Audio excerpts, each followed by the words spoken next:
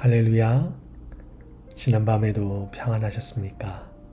오늘도 날마다 우리를 새롭게 하시고 날마다 새로운 은혜를 주시는 그 하나님의 은혜를 맛보고 누리는 우리 모두가 될 수 있기를 바랍니다. 11월 25일 목요일 저희들에게 주신 하나님의 말씀은 사사기 11장 12절부터 28절까지의 말씀입니다.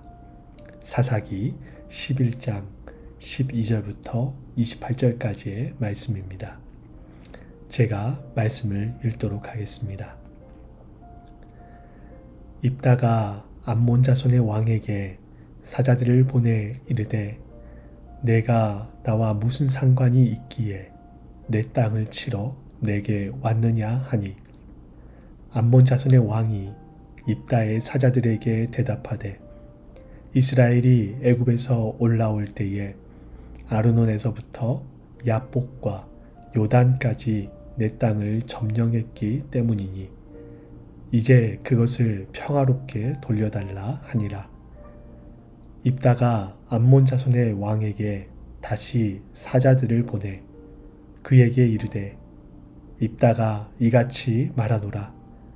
이스라엘이 모압 땅과 암몬 자손의 땅을 점령하지 아니하였느니라. 이스라엘이 애굽에서 올라올 때에 광야로 행하여 홍해에 이르고 가데스에 이르러서는 이스라엘이 사자들을 에돔 왕에게 보내어 이르기를 청하건대 나를 내 땅 가운데로 지나게 하라 하였으나 에돔 왕이 이를 듣지 아니하였고 또 그와 같이 사람을 모압 왕에게도 보냈으나 그도 허락하지 아니하므로 이스라엘이 가데스에 머물렀더니 그 후에 광야를 지나 에돔 땅과 모압 땅을 돌아서 모압 땅에 해 뜨는 쪽으로 들어가 아르논 저쪽에 진쳤고 아르논은 모압의 경계이므로 모압 지역 안에는 들어가지 아니하였으며 이스라엘이 헤스본 왕 곧 아모리 족속의 왕 시온에게 사자들을 보내어 그에게 이르되 청하건대 우리를 당신의 땅으로 지나 우리의 곳에 이르게 하라 하였으나 시온이 이스라엘을 믿지 아니하여 그의 지역으로 지나지 못하게 할 뿐 아니라 그의 모든 백성을 모아 야하스에 진치고 이스라엘을 치므로 이스라엘의 하나님 여호와께서 시온과 그의 모든 백성을 이스라엘의 손에 넘겨주심에 이스라엘이 그들을 쳐서 그 땅 주민 아모리 족속의 온 땅을 점령하되 아르논에서부터 야복까지와 광야에서부터 요단까지 아모리 족속의 온 지역을 점령하였느니라. 이스라엘의 하나님 여호와께서 이같이 아모리 족속을 자기 백성 이스라엘 앞에서 쫓아내셨거늘 내가 그 땅을 얻고자 하는 것이 옳으냐? 내 신 그모스가 내게 주어 차지하게 한 것을 내가 차지하지 아니하겠느냐? 우리 하나님 여호와께서 우리 앞에서 어떤 사람이든지 쫓아내시면 그것을 우리가 차지하리라. 이제 내가 모압 왕 십볼의 아들 발락보다 더 나은 것이 있느냐? 그가 이스라엘과 더불어 다툰 일이 있었느냐? 싸운 일이 있었느냐? 이스라엘이 헤스본과 그 마을들과 아로엘과 그 마을들과 아르논 강가에 있는 모든 성읍에 거주한 지 300년이거늘 그동안에 너희가 어찌하여 도로 찾지 아니하였느냐? 내가 내게 죄를 짓지 아니하였거늘 내가 나를 쳐서 내게 악을 행하고자 하는도다. 원하건대 심판하시는 여호와께서 오늘 이스라엘 자손과 암몬 자손 사이에 판결하시옵소서 하였으나 암몬 자손의 왕이 입다가 사람을 보내어 말한 것을 듣지 아니하였더라. 아멘. 오늘 본문은 길르앗의 장로들의 요청으로 이스라엘의 사사가 된 입다와 암몬 왕의 설전을 다루고 있습니다. 먼저 암몬 왕은 이스라엘이 아르논에서부터 야복과 요단까지 요단 동편의 북쪽 지역에 이르는 자신의 땅을 부당하게 점령했기 때문에 그 땅을 평화롭게 돌려달라고 요구합니다. 이런 암몬의 요구에 입다는 이스라엘이 모압과 암몬 자손의 땅을 취하지 않았다고 하면서 이를 입증하기 위해 역사적, 신학적, 또 상식적인 세 가지 근거로 반박을 합니다. 먼저 역사적으로 출애굽한 이스라엘의 사건을 언급합니다. 입다는 민수기 21장의 사건을 언급합니다. 출애굽한 이스라엘이 아모리 왕 시온에게 사신을 보내어 그 땅을 지나가기를 요청했습니다. 이스라엘은 그 땅을 지나가면서 밭이나 포도원에 들어가지 않을 것이고 심지어 우물물도 마시지 않을 터이니 그 땅을 지나가게 해달라 요청했습니다. 그런데 아모리 왕 시온이 이를 거절했죠. 거절했을 뿐만 아니라 그는 군대를 모아 이스라엘을 공격했습니다. 하나님께서는 이스라엘과 함께 해주셨고 아모리와의 전투에서 승리를 안겨주셨습니다. 그리고 그 땅을 점령하게 해주셨습니다. 입다는 이를 통해 역사적으로 볼 때 그 땅은 원래 아모리인들의 땅이었지 결코 암몬의 땅이 아니었다라는 것을 말하고 있는 것이죠. 두 번째로 입다는 신학적인 반박을 합니다. 요단 동편의 북쪽 지역의 땅은 하나님께서 아모리 족속을 쫓아내셔서 우리 이스라엘에게 주신 것이다. 만약 네가 믿는 신 그모스가 너희에게 땅을 준다면 너희도 그 땅을 갖지 않겠느냐?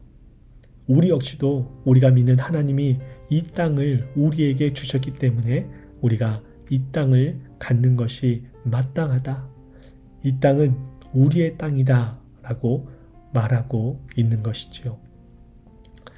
그리고 마지막으로 입다는 상식적으로 만약 이 땅이 너희들 땅이라면 왜 지난 300년 동안 찾지 않고 있다가 이제야 와서 달라고 하느냐라고 반문을 합니다.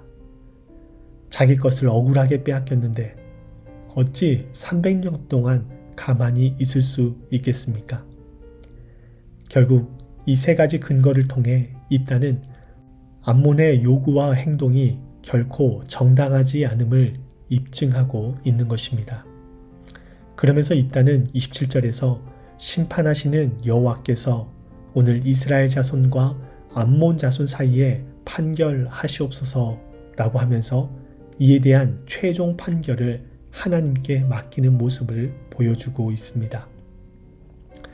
비록 입다가 사람들에 의해 사사로 세워졌지만 이 부분에서만큼은 참으로 잘했다라고 평가하고 싶습니다. 우리는 억울한 일을 당하면 당장 자신의 억울함을 호소하거나 주위에 있는 자신을 도울 수 있는 사람을 찾습니다. 아니면 자신이 힘이 있으면 그 힘으로 억울함을 풀려고 합니다.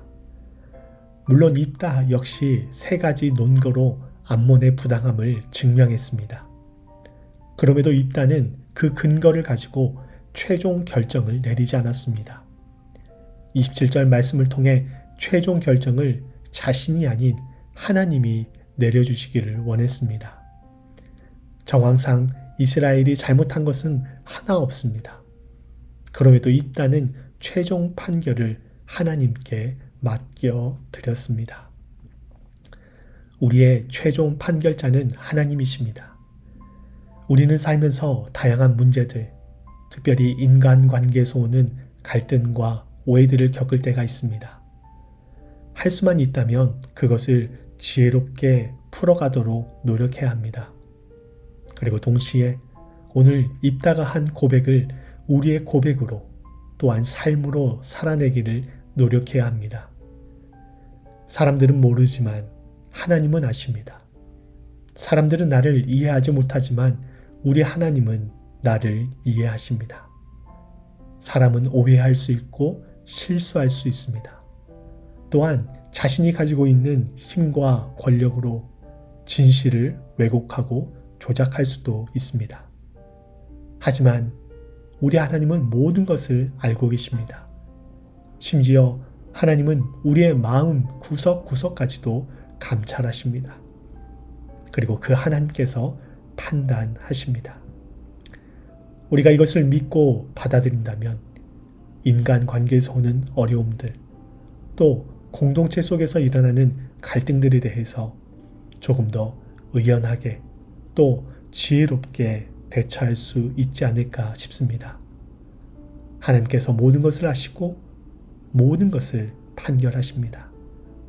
이 사실을 믿고 오늘도 기쁨으로 진리의 길, 정의의 길, 사랑의 길, 하나님께서 원하시는 공의와 정의의 길을 걸어가는 우리 모두가 될 수 있기를 바랍니다. 세상은 힘의 논리, 이익의 논리로 움직이지요. 그러나 우리 그리스도인들은 이러한 풍토를 따르지 않도록 해야 합니다. 우리 그리스도인들은 특별히 하나님 나라의 가치를 따라 움직이는 사람이 되어야 합니다. 오늘 암몬 왕이 이스라엘을 공격하러 온 이유는 자신들의 이익을 위해서였습니다. 군사적으로 보았을 때도 충분히 자신들이 강하고 승산이 있어 보였기 때문에, 힘의 우위가 있기 때문에 공격을 한 것이지요.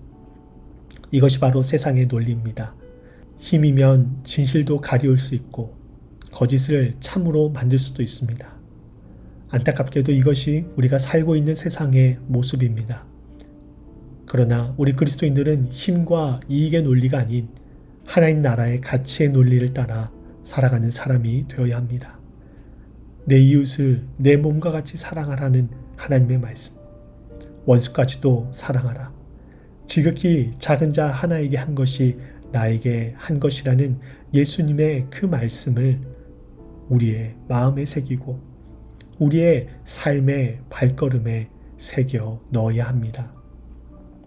연약한 이들, 억울한 이들, 힘없는 이들을 우리의 이웃으로 받아들이고 그들을 환대하고 그들과 연대하며 그들이 목소리를 낼 수 있도록 그들 또한 하나님의 사랑받는 백성임을 우리의 삶을 통해 느끼게 해주어야 합니다.